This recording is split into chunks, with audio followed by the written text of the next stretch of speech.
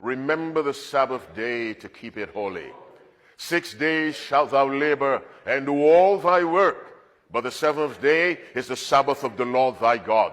In it thou shalt not do any work, thou, nor thy son, nor thy daughter, thy manservant, nor thy maidservant, nor thy cattle, nor thy stranger that is within thy gates. For in 6 days the Lord made heaven and earth, the sea, and all that in them is, and rested the seventh day. Wherefore the Lord blessed the Sabbath day and hallowed it. That was set up by God. The seventh day is the Sabbath. It was not set up by Seventh-day Adventists. It was not set up by Seventh-day Baptists. There are various religions that observe the seventh day. It was not set up by the Jewish nation. It was set up by God. And what God sets up, no man can overthrow. Now, we have something called Sunday worship.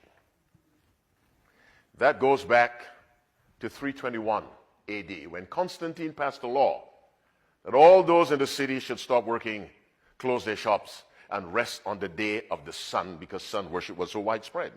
In honor of the day of the sun, in honor of a God that is not the high God, are you with me? Let us set up this day. Now the Bible says, thou don't worship any image, whether it reflects something in heaven or on earth. When God told Moses to build a tabernacle, it was built in such a way, the orientation of the tabernacle was, when a sinner came in with a lamb, the sinner's back was toward the sun. Are you with me? The sinner's back was toward the sun, symbolizing, I turn my back on the most common form of worship back then, which is sun worship. So as he entered the veil representing Christ, his back was to the sun. By the way, there's a hymn that says, when I fall on my face, on my knees with my face to the rising sun. You know those words? Unbiblical. Unbiblical. Your face should not be to the rising sun. It should be to that altar of sacrifice. Are you following me? Now, Constantine said, rest on the first day, not on the seventh. And the empire began to do it. A few decades later, the church passed a rule. Canon 29 in the Council of Laodicea, anyone who keeps the seventh-day Sabbath is anathema. You know what anathema means? Anathema? Condemned. You're on the fast track to hell. Now here's a church telling people, if you obey God, you're on the fast track to hell. But if you obey Constantine, you're on the fast track to heaven. Sunday, as a day of worship, has no biblical foundation. It is a doctrinal building without foundation. It will come down. Here's what will happen to the Sabbath. Go to Isaiah 66. Isaiah 66. It's 5 to 12. What did I say? I'll let you go.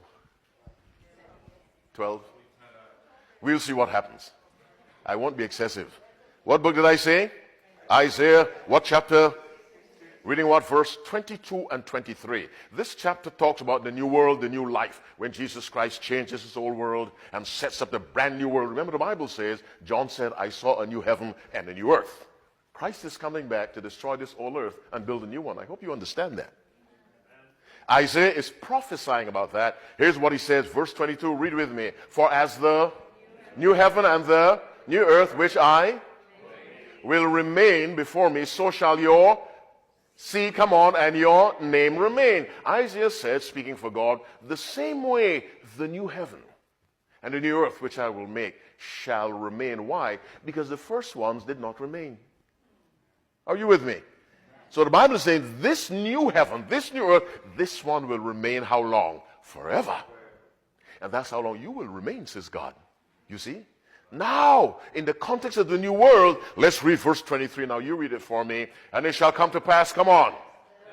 One new moon to another.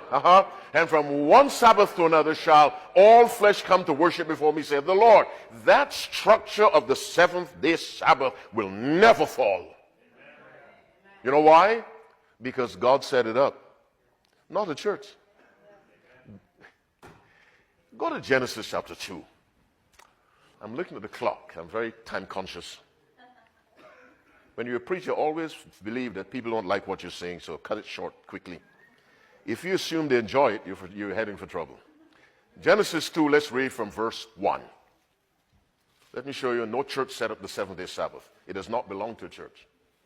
Verse 1, Genesis 2, thus the heavens and the earth were finished, and all the hosts of them. Read with me now. And on the seventh day, God ended his work which he had made. And he rested on the seventh day from all his work which he had made.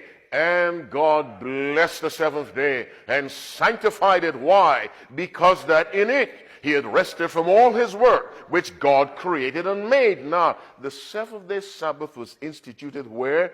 At creation in the Garden of Eden, and there was no church.